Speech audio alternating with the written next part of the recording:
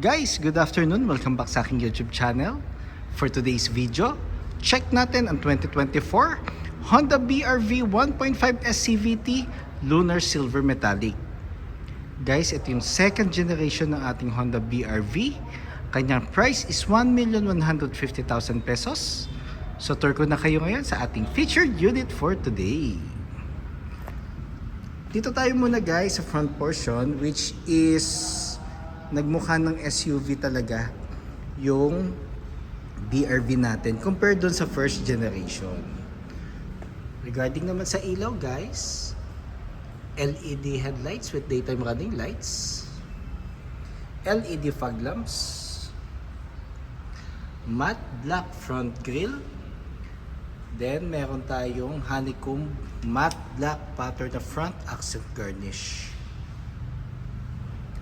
Then, regarding naman sa engine guys, 121 horsepower, 145 Newton meters of torque, 1.5 CVT or 7-speed automatic, double overhead cam, front wheel drive. So powerful lang engine natin guys, yet fuel efficient. Then, compare mo siya sa competitor siya sa market, siya ang pinaka-powerful yet fuel-efficient na engine. So kahit sa mga uphill or matatarik na aakyatan, kayang-kaya ng ating Honda BR-V yan. So pakita ko lang ulit ang aking front portion. So lipat naman tayo dito guys sa side, sa passenger side.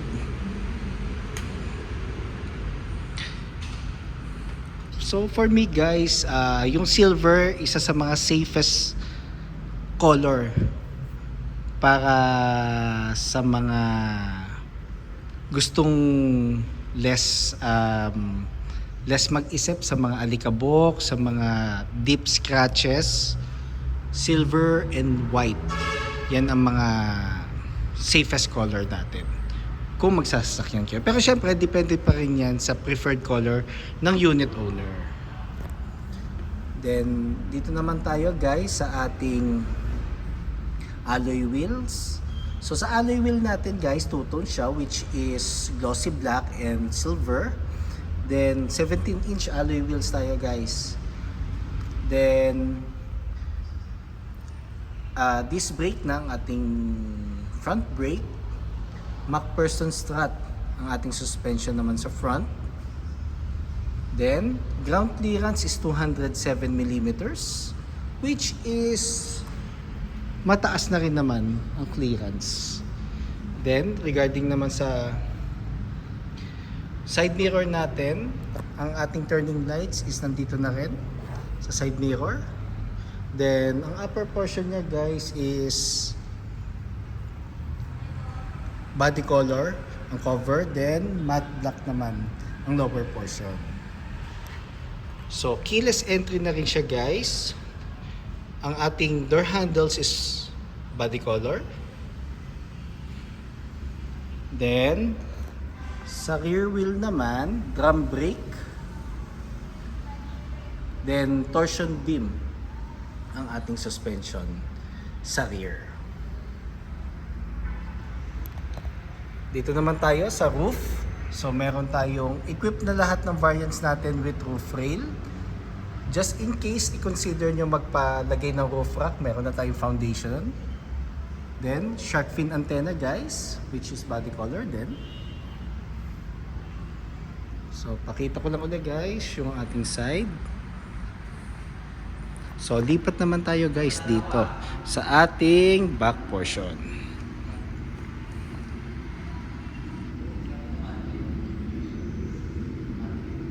So sa back portion naman guys, naka LED taillights na tayo. Then meron tayong iVTEC, Honda and BR-V emblem. Then meron na rin siyang reverse camera. Then ang ating bumper, lower bumper sa rear is matte black with reflector. So may option tayo guys na magpalagay ng backup sensor dito. So nag-i-install naman kami dito sa dealership. just in case na gusto nyong magpalagay. Then ang spare tire natin is nasa ilalim guys. Safe ba siya? Yes, safe siya kasi meron siyang lock. Ang kanyang lock kasi is nasa loob ng sasakyan. Oh, sorry, nakalock pala guys. So open ko lang.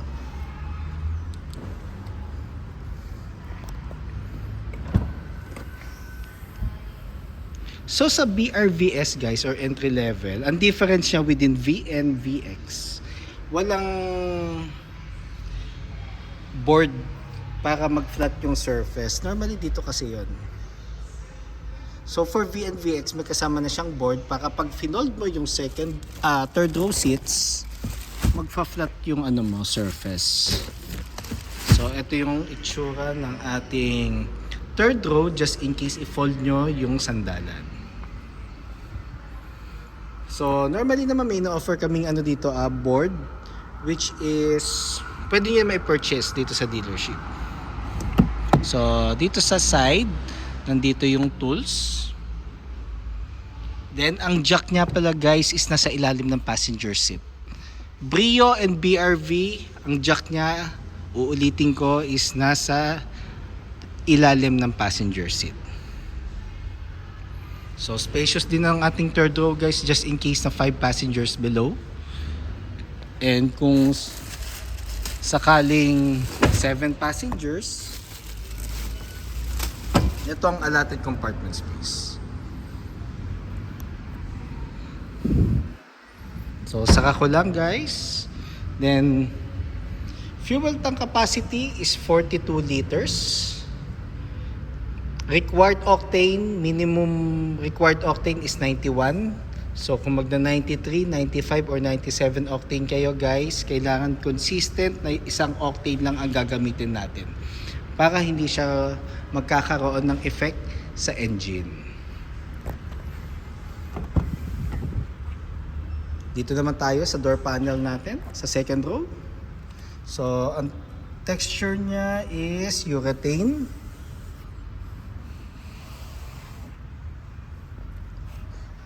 Then, pasok tayo sa second row guys. So, ang maganda nga rin pala kay BRV guys, lahat ng headrest natin is adjustable. Wala siyang fix. So, makakapag-adjust yung headrest depende sa height ng sasakay.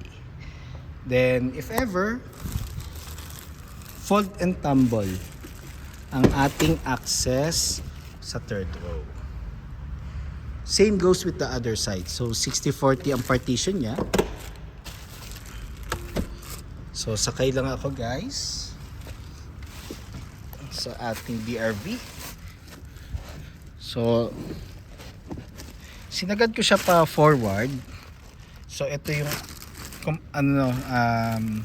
legroom ko. So ito kasi guys is nakasagad pa backward. Pero kung i-adjust ko siya,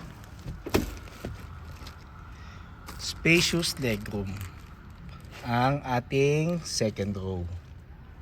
Then depende na lang kung saan kayo komportable sa inyong position. Then ang ating ceiling guys is light gray. Then halogen ang ating dome light. Then meron tayong aircon vent dito sa second row. Normally it's more on blower. So meron siyang switch dito for the fan kung gaano kalakas ang gusto mo.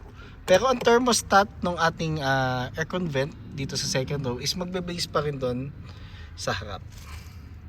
Then sa middle section guys, meron siyang power outlet na 12 volts. So pwede ka mag-charge dyan. So lipat na tayo guys sa front.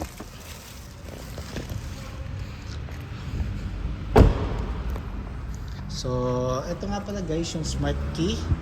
So every time na nagka-turn over tayo ng unit, pag push start button, laging dalawa ang aming binibigay na susi.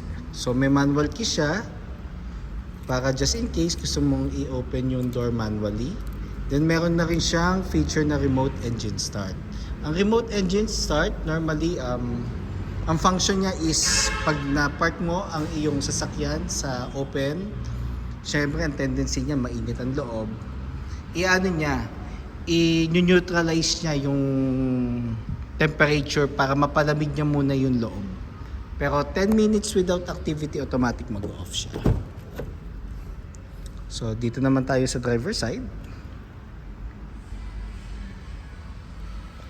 So, nandito ang buttons natin guys for S, manual folding pang side mirrors. Pero yung mirror itself, power na siya. So, nandito yung adjustment left and right. Ito yung kanyang knob, central door lock, window lock, and switch for the windows. So, the good thing din guys, sa second generation na BRV, meron na siyang height adjustment, which is wala before sa first generation. And meron na rin siyang armrest. So ang material pala ng seats natin nga pala guys, ulitin ko, is fabric for the S variant.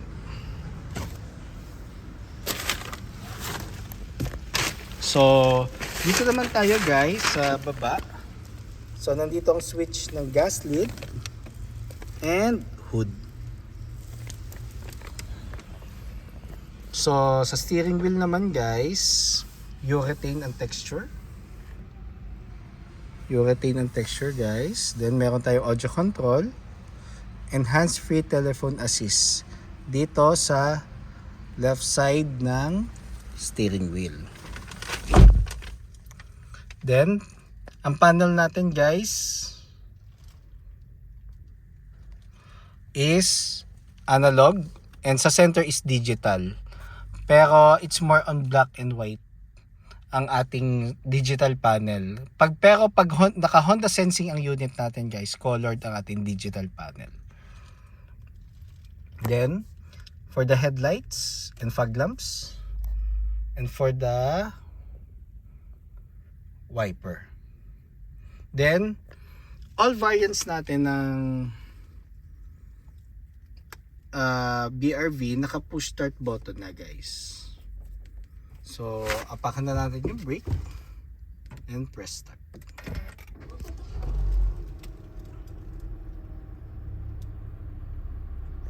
So ayan, so meron na rin tayong gear indicator dito guys. Then touchscreen audio unit with Apple CarPlay and Android Auto Ready, pero via cord pa siya guys, hindi pa siya wireless. Aircon buttons, ito yung on. So ito yung thermostat and ito yung fan.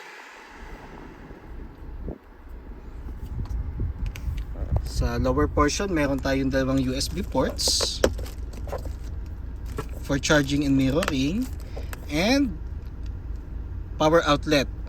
Nga pala guys, pag magpapaligay kayo ng dashcam, pinakamaganda is plug and play. Huwag yung may itatap na wiring kasi may tendency magkaroon ng short circuit, mag-cause pa siya ng ng fire. Then meron tayong 2 cup holders.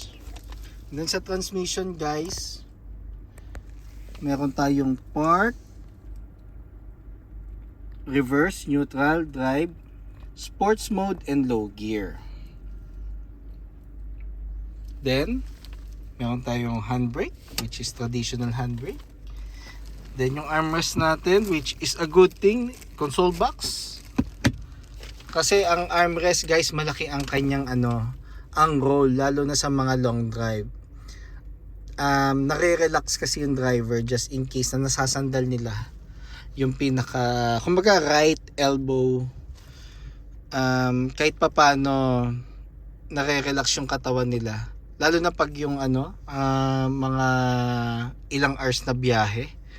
Then normally sa console box dito, pinakamagandang ilagay dyan is yung car scent na which is Dilata and candy, para at least pag inantok kayo, meron tayong alternative way para hindi antokin. Then glove box.